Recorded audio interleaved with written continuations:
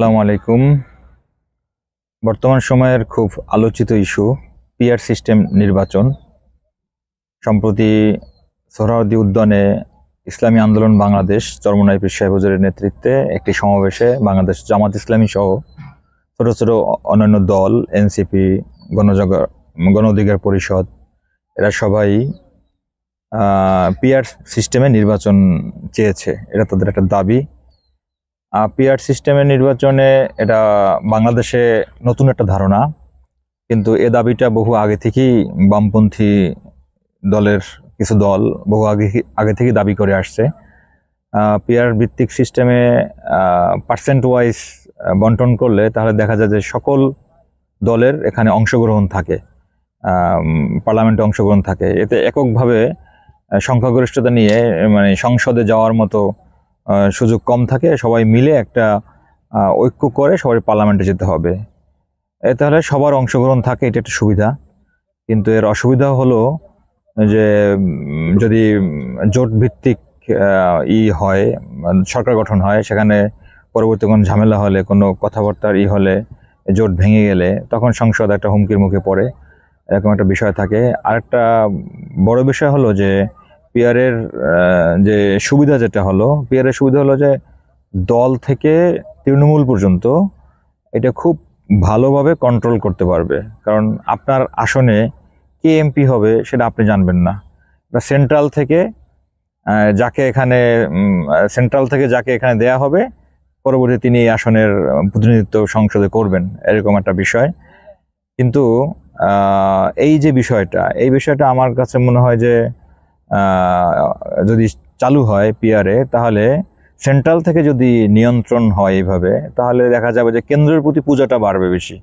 যেমন ধরেন, আমি যদি এখন বিএনপির কথাই ধরে নেই, উদাহরণস্বরূপ বললাম যে বিএনপি এটা পিআরে গেল, বিএনপি এখন 50% ভোট পেল, ওই আনুপাতিক হারে সে যে পার্লামেন্ট মেম্বার পাবেন, সেই মেম্বার আমার আসন বা আপনার আসন, সবার আসন থেকে যাকে যাকে দিবেন, তখন বিএনপির চেয়ারপারসনে যার মনে চাইবে সে তাকে দিয়ে দেবেন। এক্ষেত্রে হবে কি, সবাই টাকা পয়সা দিয়ে কেন্দ্রকে ম্যানেজ করার একটা চেষ্টা করবে। এখন ইসলামী দলের মধ্যে জামাত ইসলাম এবং চরমোনাই পীর সাহেব দল, এরা এই প্রস্তাবনাটা দিয়েছেন, তারা হয়তো বা তাদের দলের দিকে তাকিয়েছেন। কারণ তাদের দল তো অনেক গোছালো এবং পরিচ্ছন্ন এবং এই ধরনের লেনদেন মুক্ত কম তাদের দলে নাই বললেই চলে। এবং ইসলামী আন্দোলনের লোকেরা যে পরিমাণ কম টাকায় নির্বাচন করে, আমার মনে হয় বাংলাদেশে দ্বিতীয় অন্য কোনো দল এভাবে পারে না।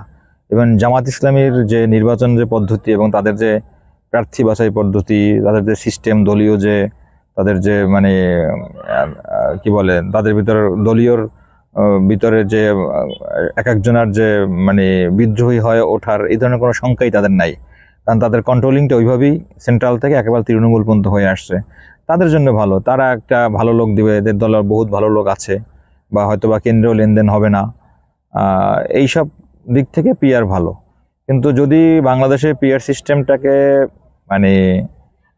চালু করতে হয়, তাহলে আমার মতে মনে হয় জামাতের এবং চরমোনাইয়ের যে প্রার্থীগুলো যেরকম অনেক সৎ, চরিত্রবান, ঘুষ ঠুস এগুলো থেকে দূরে থাকে, বিভিন্ন নানা অবৈধ লেনদেন থেকে দূরে থাকে, এই ধরনের সব দল যদি বাংলাদেশের সব দল এরকম হয়ে যায়, তাহলে পিআরটা খুব ভালো। নতুবা যদি পিআর সিস্টেমে ইলেকশন বাংলাদেশে হয়, তাহলে এই কেন্দ্রের প্রতি আনুগত্যটা বেশি বেড়ে যাবে এবং সবাই কেন্দ্রকে ম্যানেজ করে এই পদ্ধতিতে পার্লামেন্ট মেম্বার হওয়ার চেষ্টা করবে। তো এই হলো পিআর নিয়ে বর্তমানের বিতর্ক।